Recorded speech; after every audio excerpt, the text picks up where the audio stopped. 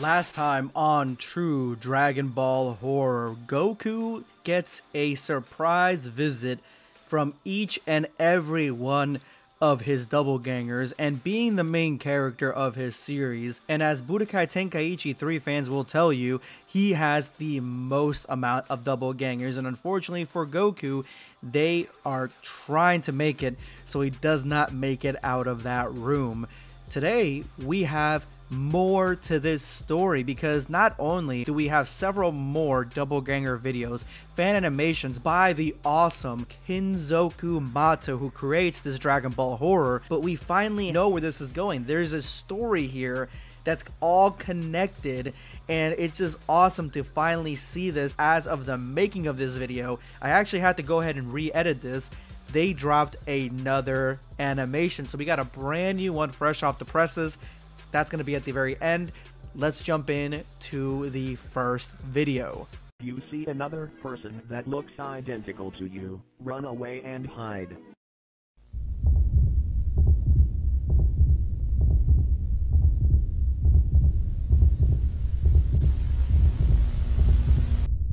First and foremost, I love it that Broly is literally just hanging out with the DBZ counterpart. He's just chilling with DBZ Broly, which you can even see in the very beginning. He's kind of just staring at him like, oh, I guess you just wanted to watch TV with me, even though you scared the hell out of me in the last video. But right behind them, they have, oh boy, probably one of the best examples for this trend.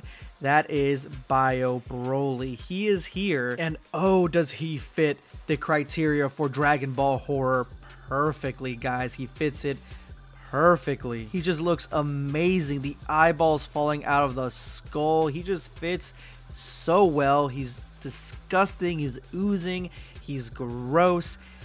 Definitely one of the most horrible doppelgangers that we've seen in this series yet. Before I continue, I want to give a huge thank you to Indec for sponsoring today's video. Indec is a brand new content creator, only has 35 subscribers and 13 videos, but everybody has to start from somewhere. He is trying his hand at video game content. Right now, he's focusing on Resident Evil 4's remake with extremely fun and insightful commentary and smooth gameplay. You guys are gonna love him. I'm gonna leave a link to his YouTube channel in the description below and the top comment. Go ahead and check him out.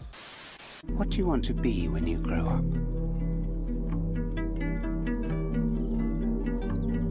Kind.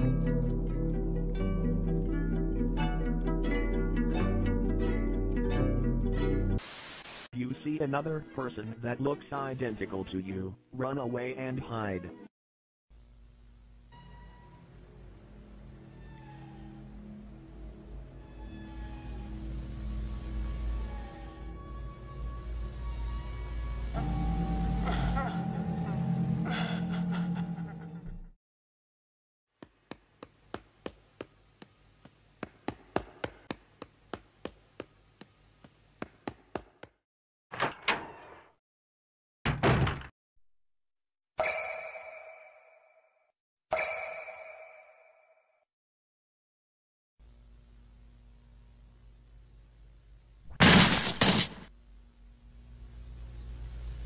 So Broly's gotta have like the chillest doppelgangers. Either that or none of them really want to attack each other or fight or do anything. They're all literally just chilling there. Even Bio Broly watching TV and hanging out.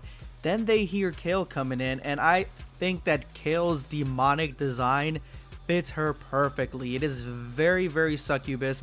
It shows you that it doesn't have to be super grotesque and disgusting, that she actually looks extremely well done, extremely cute, and then when you least expect it, she turns into the fucking demon from hell.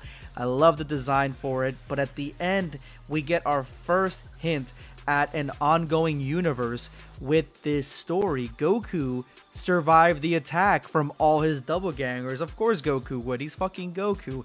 He survived the attack just barely. As you can see, he's just bleeding all over the place. But it looks like Goku's gonna be coming back again for this story. Beware the moon and stick to the road. Oops.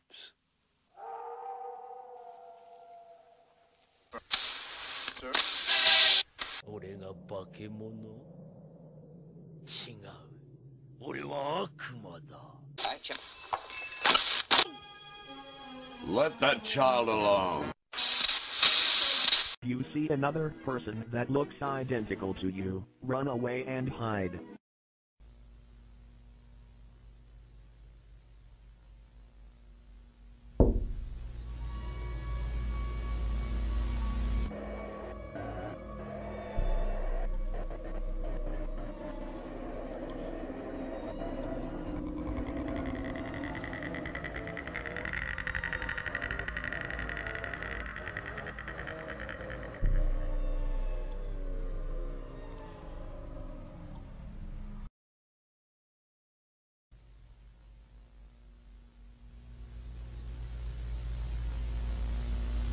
This one caught me off guard because I'm looking at Yamcha and I was only thinking in my head, like, who looks like Yamcha? Like, then I thought, oh, this is the joke that Dragon Ball fans have within our community, and that is that Yamcha is Gohan's illegitimate father because of the way that he looks. I mean, young Yamcha versus young Gohan, same hair.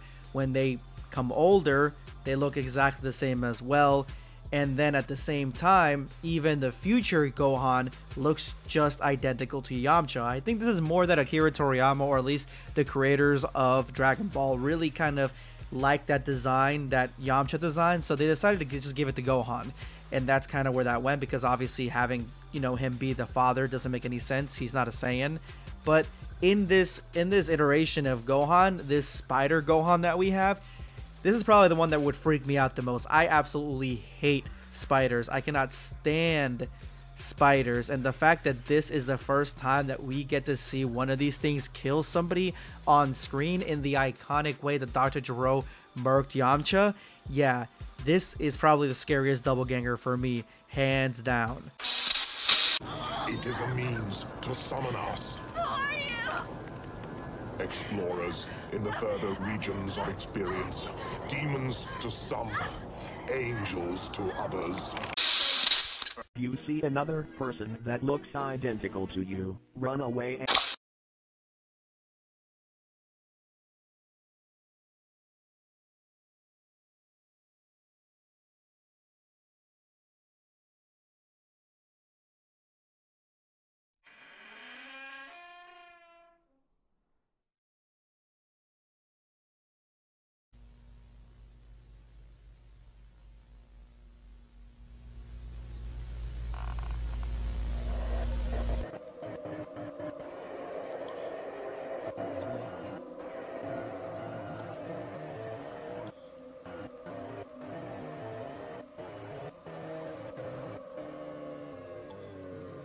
So for the longest time, I thought that Emperor Pilaf and Garlic Jr. were the same species.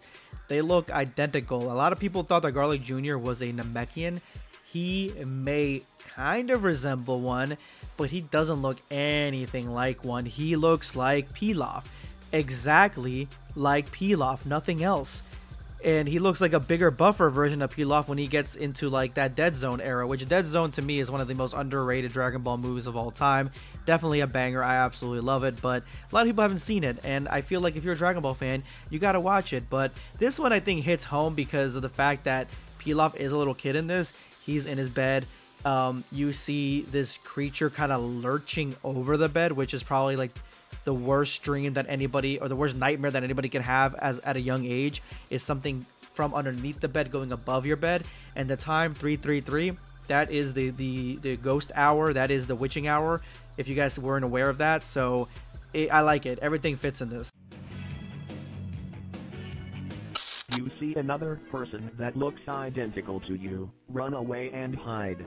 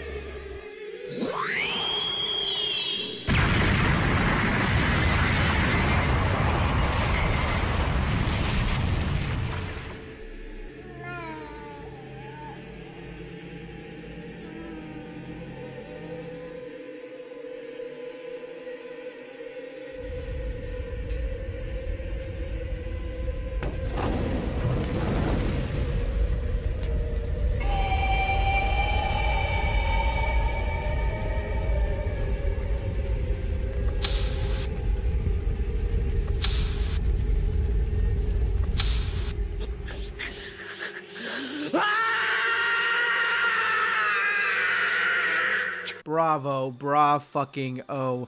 This, I knew Vegeta was going to have a really awesome one. Not only is he shaving, giving us a reference to Dragon Ball GT and him having a mustache, I did not expect to see the ooze version of Vegeta, the goo one, from that filler episode in Dragon Ball Super. I did not expect that to be in here. I do love Baby Vegeta. I've always been a huge fan of Baby Vegeta. I love his look. I love the way he operated, the way he talked, the way he was just so overconfident on everything. I loved it. Now, Vegeta attacks him in Ultra Ego and then completely vanishes. And we're going to have a little bit more information on that here in a minute. But after that, we do see that Vegeta is attacked by Baby Vegeta. Then he's confronted with King Vegeta and what I can only assume is Tarble, Vegeta's little brother. With that going on, Vegeta is basically completely outnumbered, his house is destroyed, but then we get a connection to an earlier video. That's what I'm saying. There's a cinematic universe with this. This is an ongoing story with Bulma. Bulma was in the car when Marin showed up from the backseat and attacked her.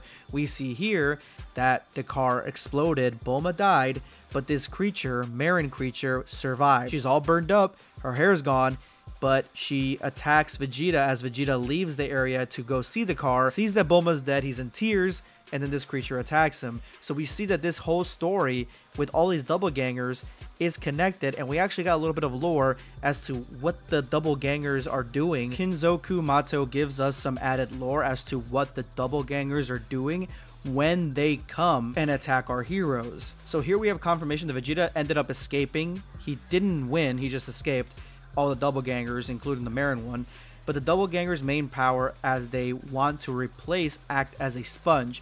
The more time they spend with you, the more time they can use your power, the less you can use yours. It goes fast and explains why Vegeta reversed, meaning why he lost Ultra Ego. But why can we see Vegeta flying? Going far enough away from them helps you use your ki a little, not enough to be strong in anything though, and voila. It's mainly here for the plot. It helps the storytelling and gives me more flexibility, which I mean, I get it. If he flies around, I mean, that's probably takes a very minimal ki, but Ultra Ego probably takes a massive amount, which makes a lot of sense. Plus, I like that Vegeta was the first one to really jump into Ultra Ego, and he went into one of his super powered forms to attack Baby Vegeta on sight.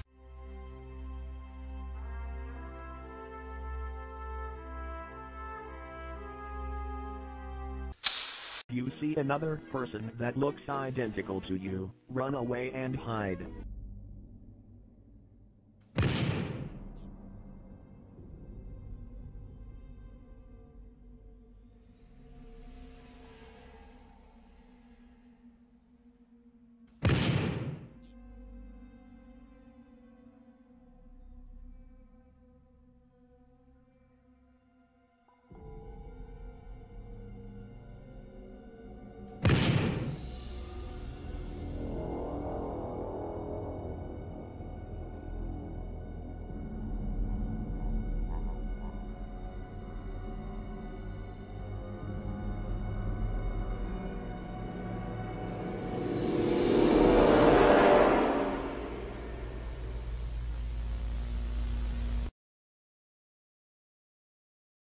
So this one's more of a what if kind of one, because one character in here is not, and it's even explained that it's not a character that we've seen in Dragon Ball, and that is Cooler. Second form Cooler is the one right after second form Frieza. So we see King Cold, which I'm assuming now is just King Cold in second form because he looks identical to the other two. We see second form Frieza, obviously.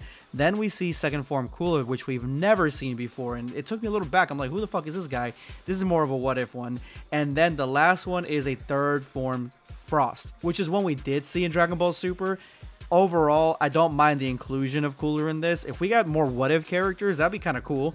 I feel like there's so much more, there's so much breathing room with this concept or different types of stories that can be told in this space. It's something that I'm looking forward to watching every single week. Whenever one comes up, I always stop everything that I'm doing just to jump on it.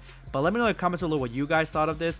Do you guys like these horror ones? Do you guys like Dragon Ball Super Horror? This is going to be Blackscape signing off.